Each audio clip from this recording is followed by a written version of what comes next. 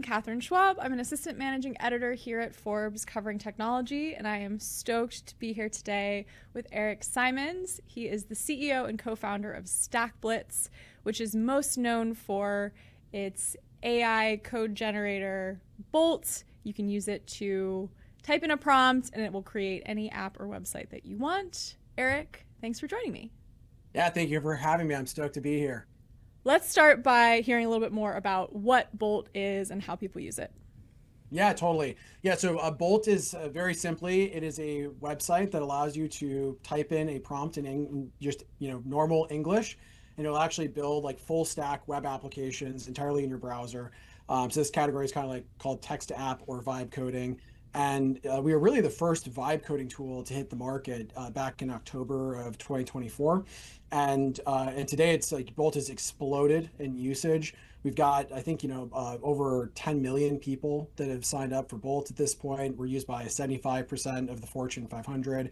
And so today, a lot of our focus is really on helping companies accelerate their product development. So instead of dragging things around in Figma, they actually will just come to Bolt, and whenever they want to prototype a new feature, in Bolt they can just type in, hey, I want to add this widget to our page.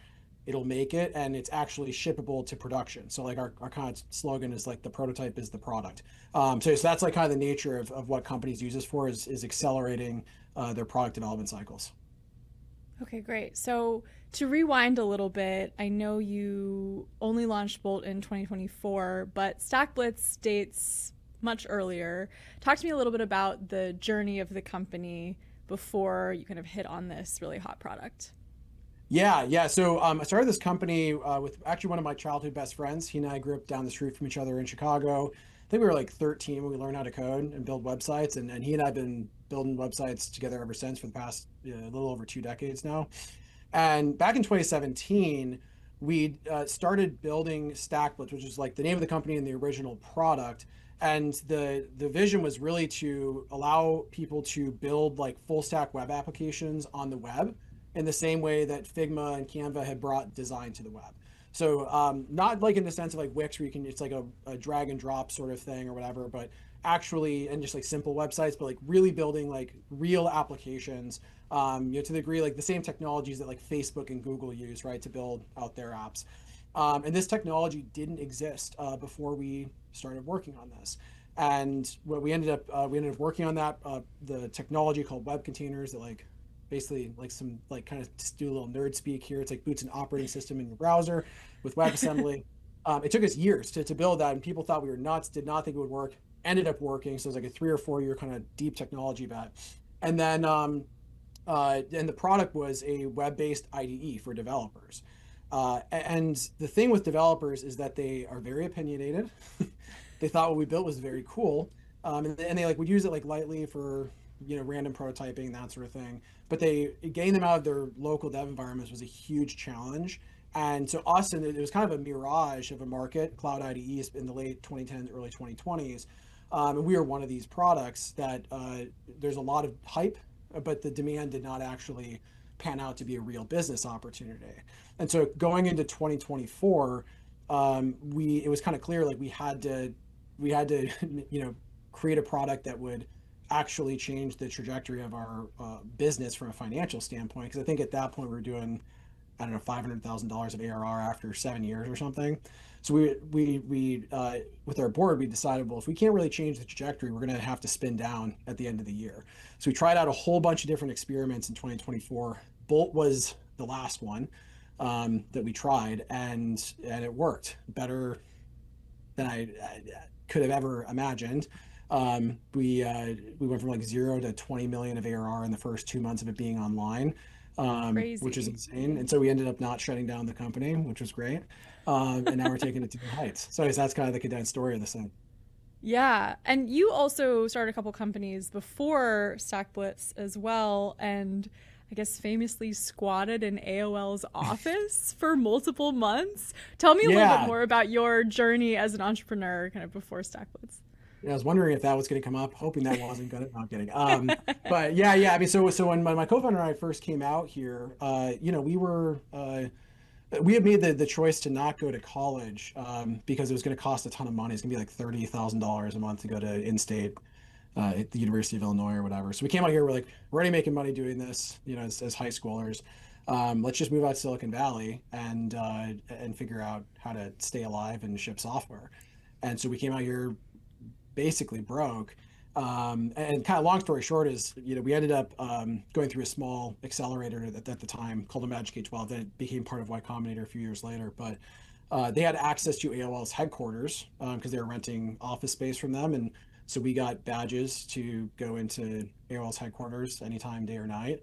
And in the process of us just going and visiting, their office, I noticed that they had couches at AOL.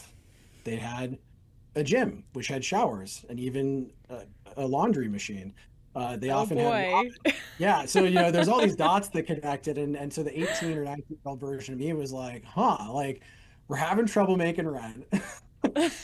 What do we do? Oh my God. And so ended up living out of AOL's headquarters for, I think it was like 4 months or something like that. Wow. And whenever I did, people usually ask like, how did they not know? And the answer is, it's like kind of classic big company stuff. Like people don't, aren't talking to each other a ton. So like there was two shifts of security that I saw. It was like the daytime crew and the nighttime crew.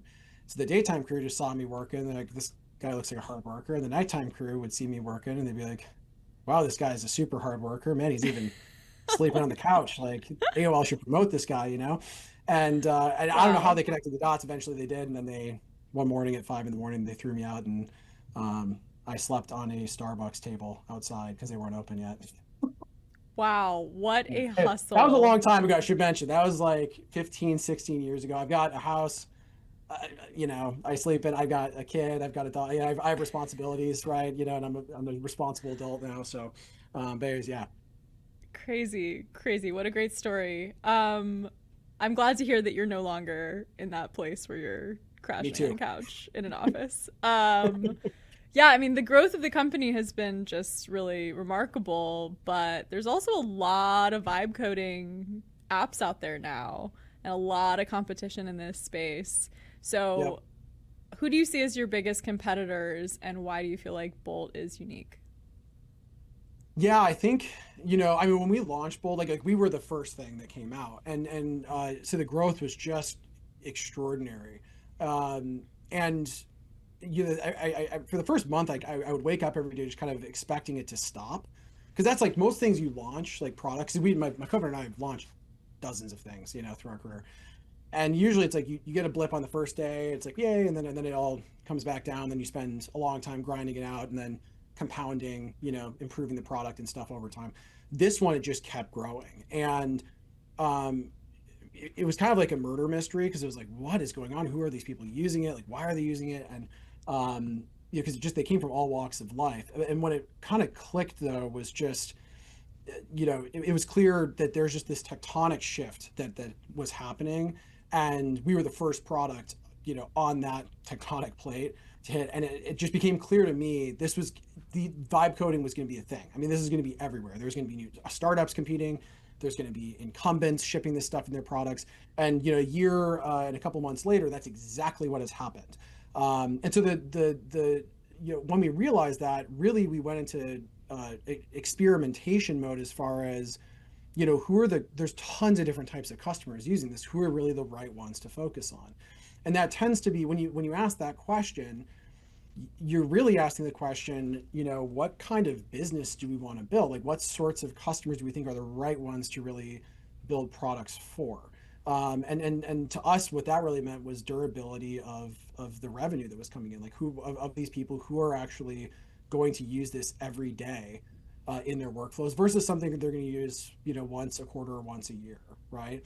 And so in the cohorts that we saw was really the businesses and enterprises using this to transform how they build products versus where a lot of the top of funnel for us and every other vibe coding tool are consumers or prosumers, which is great. It's like an important part of a product-led growth motion, but it's not actually the number one thing we're trying to like grow, right? Or the number one thing we're trying to build products our features and our products to go and serve.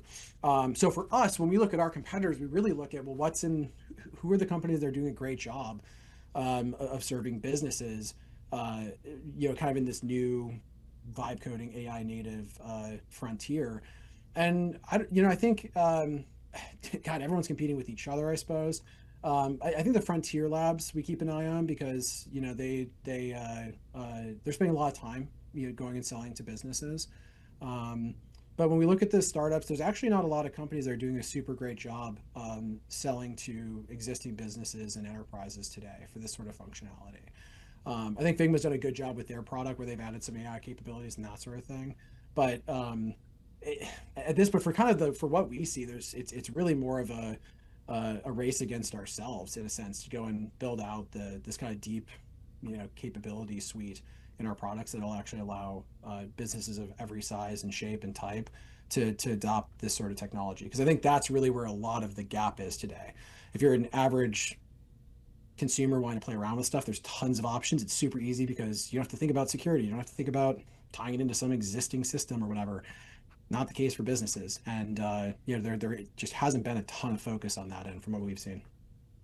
Interesting. I'd love to dig a little bit more on what those business use cases are. Could you give me a couple of different examples of how you've seen those enterprise customers start using this in their kind of daily workflows, like you said, if that daily workflow is really the goal for you all? Yeah, totally. I mean, yeah, so Bolt is really the tool that the engineering, product, and design teams will reach for when they're going to build out a real prototype of how some functionality should land in their product or on their public web pages or whatever have you. And the kind of the key thing, and you can kind of see this with pick any vibe coding tool. You'll get a sense of what I'm saying and kind of what it means in a general sense, where you can go and you can say, make me a web page about my dog, and it'll do that and be like, wow, right?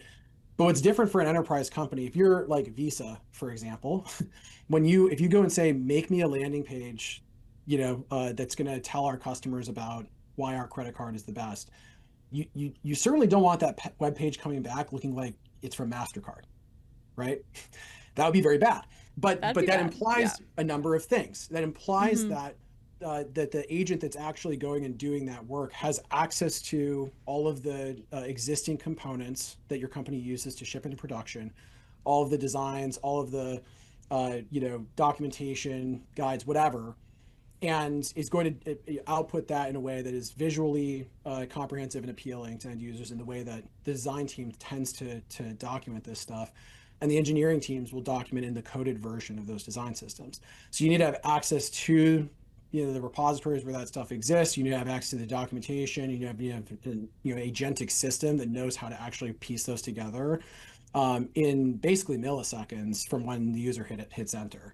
And so that's really kind of the magic, is for any organization, you can drop Bolt in, connect it to the various sources for your design system components, documentation, your services, whatever. And it can just get up and running and be producing prototypes that are not just throwaway, code that you can't use. It's the same code that your engineers are pushing to production. And so that's huge because you can have someone, so a tangible workflow be, I am a PM, at let's say Visa as a random example. I think that we need to go and add a landing page, for, some new feature we're adding to our credit card. I go into Bolt, I say, here's kind of the spec of what I want this thing to say and look like and do. Hit enter. Maybe the first thing comes back, looks great. I might tweak a little bit. And then I'm going to go and hand that off to design and engineering to look at and approve. And if they want to change it, they can just change it in Bolt directly. Or if everything looks good, engineering can just take the code directly and pop it into whatever portion of the code base that needs to be in and finish it up and ship the thing. How is this different from something like Claude Code, which is just the thing everyone is talking about these days? Is this kind of sitting more on the product side then, perhaps, versus for programmers specifically? Yeah, exactly. Right. So and actually one of the core agents in Bolt is Claude Code. So you can actually use Claude Code for a lot of the workhorse of this. The magic though is really in the experience, because it's to use Claude Code, you have to be rather technical. It doesn't come pre-baked with how to integrate with these various things, right? It's like to make a turnkey experience that anyone at your company could just like use. Very, very difficult. Product teams are trying to adopt this, and some are, but it's not great for these sort of collaborative use cases where you're trying to give it to non-developer folks and quickly iterate and ship things that are going to align with how your company builds their software. So really the value that we provide is really around the experience of interfacing with whatever the frontier agents that you want to use are, right? It's just a much, much simpler experience. Kind of like if you look at like companies like Netlify or Vercel, they don't own any servers in the cloud. Like they don't actually own a data center. The core value proposition that they provide is a much a simple, seamless experience of deploying things into probably AWS or whatever. But it's kind of abstracted from you. You don't have to know how to get all of the Kubernetes or whatever set up to go and ship that thing. You just come and say, here's the thing I want to ship, and in a click it's done. That's like, it's a similar experience of what we are providing for agentic vibe coding or whatever have you. Great. So you said that I think 75% of the biggest companies in the country the Fortune 500, are using Bolt now. Talk to me about how that's impacted your revenue and how much of you guys have grown in the last year. Yeah, totally. I mean, yeah, so it's the single biggest place where we are seeing revenue growth, and I mean, it makes sense. This is where we focus all of our efforts. So over the past year, we've grown our business side or the B2B side of our business by 10x. And this year we're looking at something in the range of 5x or more from where we're at today. So it's been absolutely huge for us. As far as I'm aware, relative to the other peers that are startups of similar-ish size or whatever, we are either number one as far as business enterprise revenue, or number one, number two, something like that. Okay, great. And are you guys profitable? We are, yeah. So this has been kind of a key focal point for us is just really focusing on building a great business where we're providing a lot of value to our customers, and going and being very selective about the customers we really want to go deep on, right? So we're profitable now, like that allows us to, the next month we may not be as we invest more in growth and whatever have you. But we have like really, really healthy gross margins. I think today we're around like 70% gross margins. So we're very close to what a typical B2B SaaS would look like, relative to a lot of other companies in the AI space are kind of nowhere close to that, But that's been a very key part of what's allowed this to really work for us, being able to be, have excellent gross margins as we scale. You raised your last major round about a year ago. What is your growth strategy going forward, and are you looking to raise right now? Yeah, I think we're not like looking to raise. I mean, the nice thing about like having a good business is, you control your destiny, right? And so I think the reason that we'd go raise more money is to really for the sake of just accelerating growth at a clip that our existing gross margins would not support. And I think we actually see probably a path to where our existing gross margins may kind of peter out. A lot of the challenges that we've been tackling are not ones that you can just throw money at. And you kind of like look again relative to our peers, more money has not helped them solve how to actually sell to enterprises and make those customers successful. So I think, but kind of the natural order of these things is go and build things that provide a tremendous amount of value, and you do that typically by hand first. Then you systemize that, figure out how to rinse and repeat that, and then it becomes kind of clear how you can deploy capital to scale that up. And I'd say we're about kind of coming to the tail end of the second part of that, which means that at some point in the future here, there will probably be an opportunity for us to where it would make sense to entertain raising more money to accelerate growth. As it stands today, like the round we raised a year ago, I don't think we've spent $1 of it, or if not $1, like pretty close. So we're not cash constrained. So as a startup, it's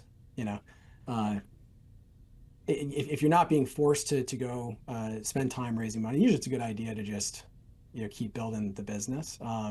But yeah, until we're seeing strain pains where like we really want to keep growing as fast as we possibly can, and we are capital constrained to do so, we're gonna keep running this thing in house, you know? Great. Yeah, it's a refreshing perspective, I think, right now, given the just crazy funding rounds we continue to see across the space. I want to zoom out a little bit too and get your thoughts kind of on the broader impact of these kinds of tools like Bolt, like Claude Code. What do you think this is going to mean kind of more broadly for the way businesses are built, and how do you think that's going to affect the broader economy? Big question. Big question.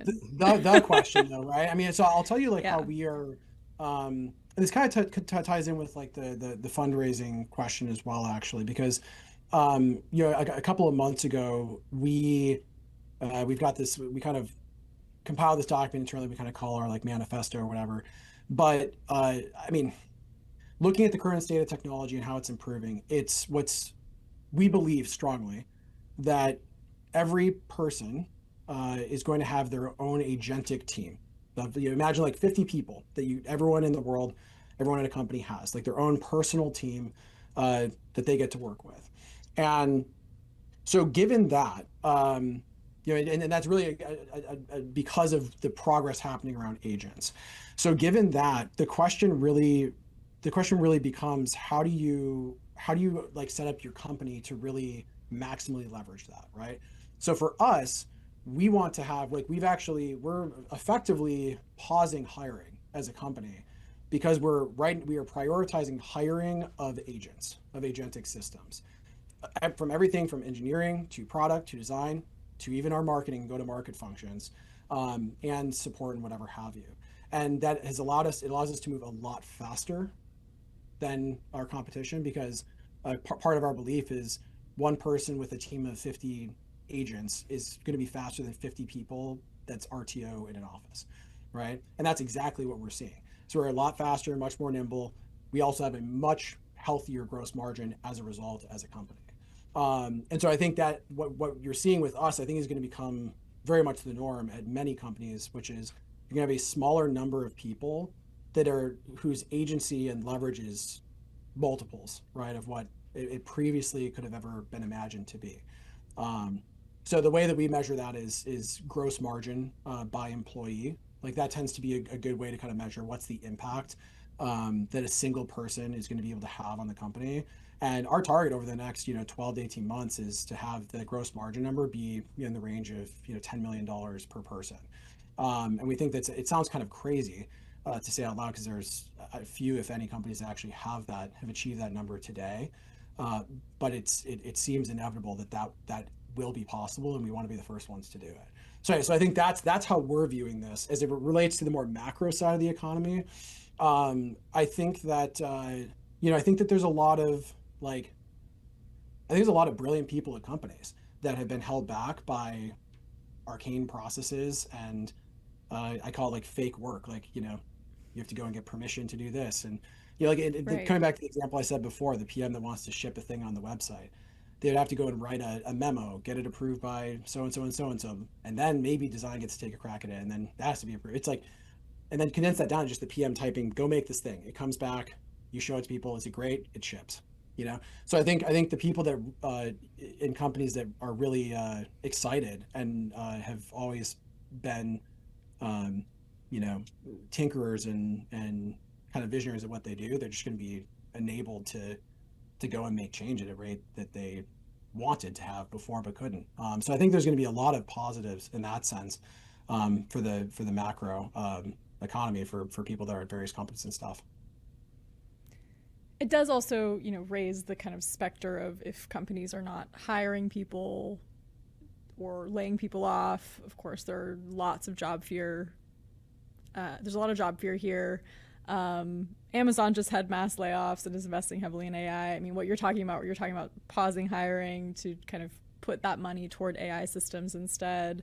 What do you see as kind of your role in that? Like, particularly, I think about this problem when it comes to entry-level folks, or like at a broader scale, how do you train people up so that they get to that point where they're one of those people who can do and kind of manage a team of 50 agents or something like that? Yeah, it's very important to have ubiquitous access to these tools and the resources on how to really use them and leverage them. I mean, frankly, to go a little bit deeper into my backstory, the reason I didn't go to college is that the amount of money that was going to be required to effectively go and get a job doing what my co-founder and I learned how to do, to some degree at least, right, to build software, it didn't make sense, right? And I think that, and this is around the time Thiel set up the Thiel Fellowship, and which was rather controversial at the time, but is now panning out to, in a lot of cases, be true. I don't think that our educational systems have been priced in a way that makes sense for the knowledge that they're distributing to people. And certainly with how fast things are accelerating, they have not been nimble enough to account for the rapid pace of how the workforce is changing. And so I think it's really important for companies like us to make sure that our tools are available for free, that resources are available for free. Because to me, the most amazing thing about AI is that you have the world's best tutor in your pocket.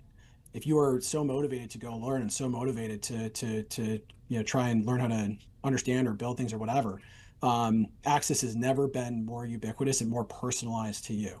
And so to me, I think that ubiquitous access and resources and education, and giving people a way to also go and change the outcomes.